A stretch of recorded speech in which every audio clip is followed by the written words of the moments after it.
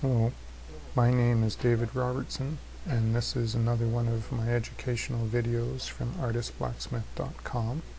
And today we will be talking about how to make a small trade axe.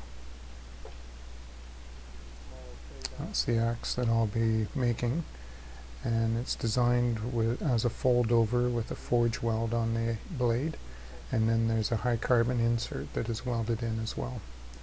Forged to shape, and then we harden and temper it.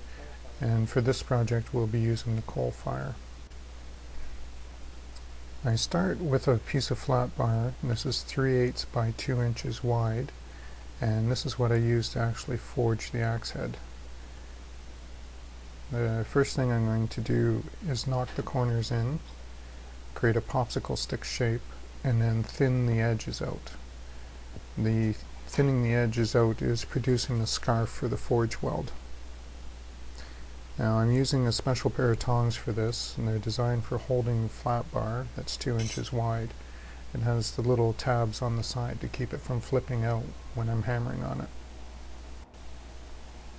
So using the coal forge, I'm using a hand crank here as well. You can see me turning it in the background. I also use electric blowers on coal forges, and they're a little bit more efficient. But this is a traditional way. I wanted to show this completely by hand.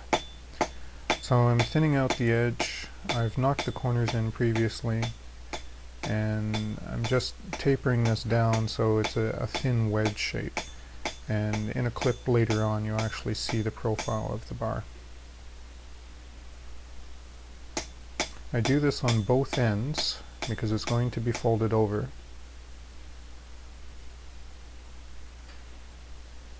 And I'm looking for a nice even taper because this is the spot that's going to be the forge weld. And this will actually forge weld to the high carbon piece. And this is the high carbon piece that I'm working on right now. It started out at 3/8 by 1.5, and I'm stretching it to the 2 inches long. It was approximately 1 inch wide. Piece of flat bar. It's a piece of leaf spring actually is what it was. You can see I've thinned out the one side. I'll be thinning out the other.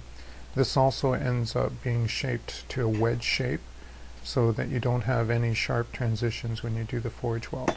This is the other end I'm thinning out. I'm using the cross peen here to stretch it.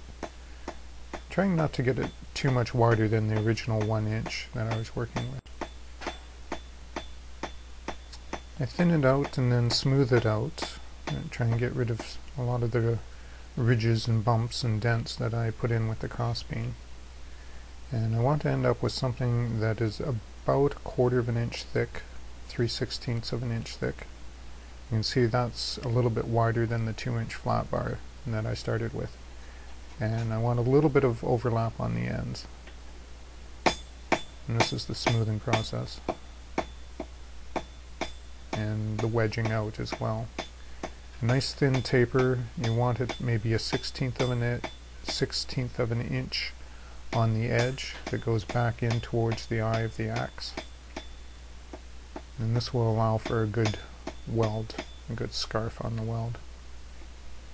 Now I want to keep the material clean at all times. I do wire brush it, and I actually recommend grinding the surface before you do the forge weld. In this particular case, the forge weld was not ground ahead of time. It was just simply wire brushed clean. Forge welding at any time is tricky, and the more variables that you can eliminate, the better the chances of success with a forge weld. And giving it a wire brush to get rid of any of the scale. The scale is what doesn't weld, so you have to get rid of it. And I use flux in the forge weld. Just common 20 mil team washing borax, and that works very well for me. I've used it for years and years. I've also used other products like Cherry Heat and Easy Weld, and they work fine and would work quite well in this application. But the 20 mil team borax is easy to come by. So you see I've done the taper there, wedges out fairly thin, the same on the other end. Now I'm going to bend this in the middle So I'll take a good heat in the forge. I work it first over the horn. I do clean up the scale. Well, bend it, and then I want the ends to even up. So I'll slowly close this down, and then you'll see I end up tapping it on the back side to even up the two ends. And you can start to see how the construction of this trade axe is beginning. The eye forms with the bend, so it saves you slitting and drifting the eye. And then it provides a automatic opening that you can put the high carbon piece in, and then forge weld the 3 layers together. So just evening things up.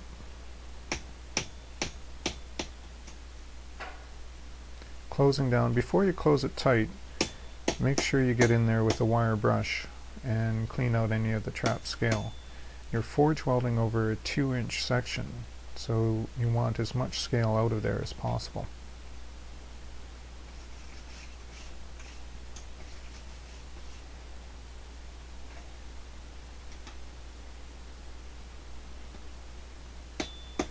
So tapping on the back side, just evening up those ends.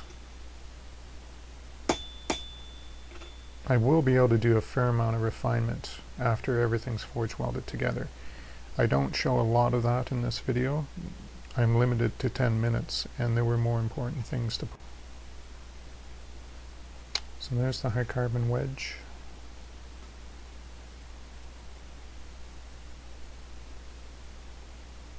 And I'll end up just tapping that in and using the spring tension of the folded over steel to hold it in place. If you're really struggling with this and you don't mind cheating a little bit, you can tack weld it with a MIG welder on either end, and then it doesn't slide around at all. I haven't had too many problems with this. You just close it tight and the spring will keep it in position. As I said, 20 mule team borax, found in the laundry aisle of most grocery stores. And I've switched it over to a tin box so that I can keep it fairly clean. And I'm just using a tablespoon and sprinkling it on. I'm quite generous with the borax. My opinion has always been to have too much instead of too little when it comes to forge welding. And you see I'm putting it on with a bit of heat in the bar. That's actually up at about an orange heat, so that the borax melts and wicks its way into the seam. And I cover all seams, because it's what's going to keep the oxygen from the weld. Now this is a darker image. I've switched over. There's the forge weld there. Solid blows. They're not heavy blows, but they should be solid and penetrating and very quick. Practice forge welding without high carbon steel, just on mild steel, and you'll get the hang of it.